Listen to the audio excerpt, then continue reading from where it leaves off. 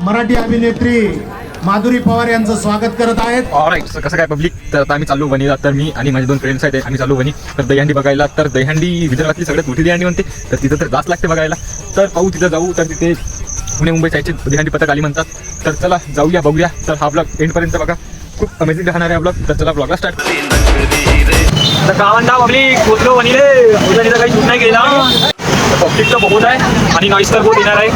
तर आमचे रोशन भाऊ पब्लिक इथे पोहोचलो आम्ही। किती उंच दहीहंडी आहे, तर पब्लिक पण खूप जास्त प्रमाणात उपस्थित आहे। धन्यवाद।